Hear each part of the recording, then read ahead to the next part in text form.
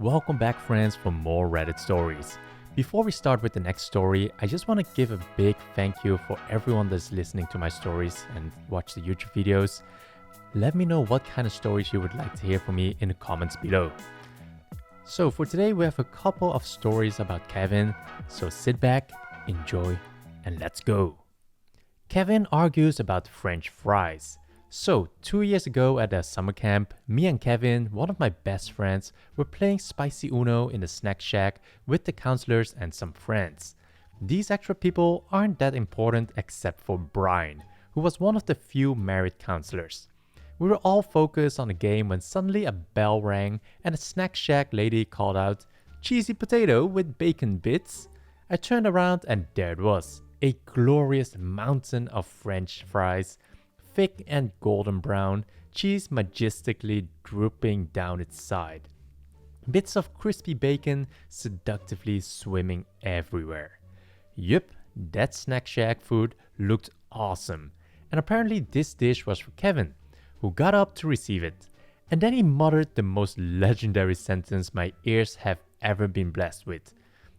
"I didn't order cheesy potato, I ordered cheesy French fries." I froze and looked at him, thinking he wasn't serious. He was. The counselors looked at him in silence, and the snack shack lady's expression was that of pure confusion. Then, breaking the silence, Brian spoke. Kevin, those are French fries." Kevin now looked confused too. Then he dropped another bomb. "This looks like the right order, but I didn't order any potatoes." Brian spoke again. "Kevin, wait, but French fries are potatoes." I can't even explain the look on my friend's face. He looked scared and perplexed, as if his whole culinary lifestyle was a lie and the world betrayed him with a shocking truth.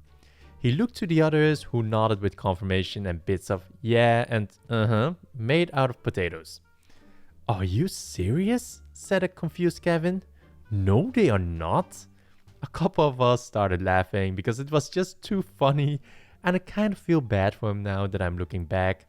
Apparently, Kevin had gone his whole life without knowing that French fries were made out of potatoes. All I could ask was, why? And that was Kevin's question too.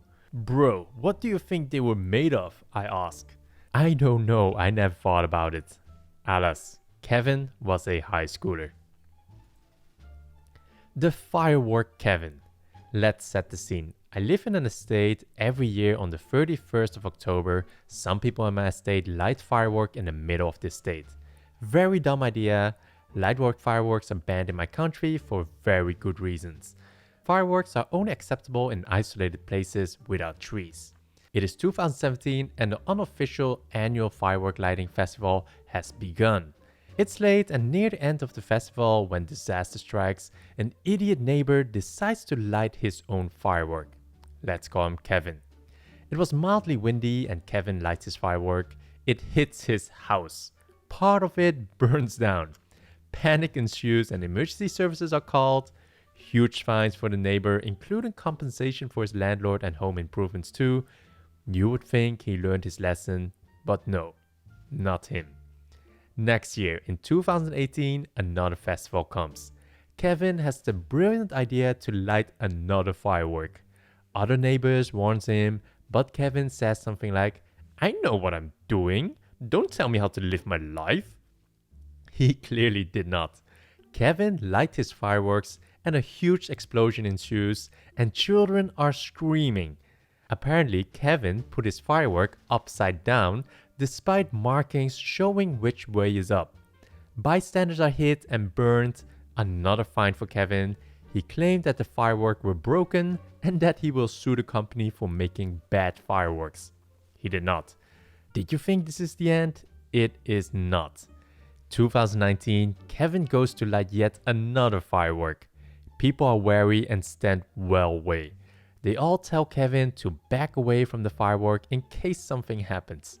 He shouts back something along the lines of, "I am an expert. I know better than all of you." The fireworks works, but he's injured. A shot of plastic hit him in the leg. He was wearing shorts. A trip to the ER later and he's back with plaster bandage thing on his left leg. He learned his lesson and is now banned from ever being in the festival ever again. This was my story about our neighborhood Kevin.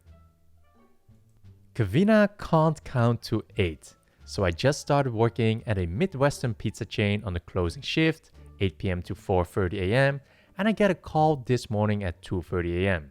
Me, hello, Midwestern pizza chain. Will this order be for pickup or delivery? Kevina, well, this was the delivery I just got.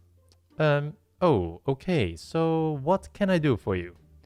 Kevina, yeah, like I don't know if this is a joke, but, my pizza is missing a slice.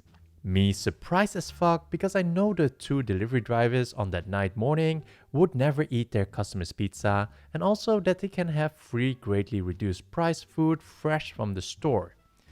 Me, okay, let me just put you on with my manager. I pass the phone to my trainer manager and explain while trying not to laugh. I'd place the call on automated hold and I openly call her a liar trying to get something for free. Not being pessimistic, it just happens multiple times a shift, but my manager is the kind to hear someone out fully. She has the customer tell her the full story while go back to making pizzas. I catch a few words like, sorry, I'll talk to my driver, and could you count? She eventually hang up and I ask what happened. She face palms and tells me, manager, she said the pizza was her roommate's, that they had gotten their pizza, seen something wrong, snapped a picture and sent it to her so she could complain to the store. My eyebrow was raising already because why wouldn't they just go look at the pizza? They needed a picture? Manager, so I assure her that I will talk to the driver, but in the nicest way I could, I asked if she could count how many pieces were there. Kevina had replied, I don't know, like 7 or 8. Manager, so I tell her it's very important to count to be sure if a piece was taken. A few moments goes by and Kevina says, it looks like there are 8. Now I am openly laughing and telling manager to go on. Manager, so I explained to her that though it hasn't happened in a while, maybe the driver took a turn too sharp and shifted the pizza in the box. And Kevina replied, well, that's just so weird because I've never gotten a pizza like that before. My manager just repeats herself, apologizes for the state of the pizza, and hangs up to facepalm and laugh with me. I unironically love this job. So those were the stories for today's video. Let me know in the comments what kind of stories you want me to narrate, and I'll see you in the next video.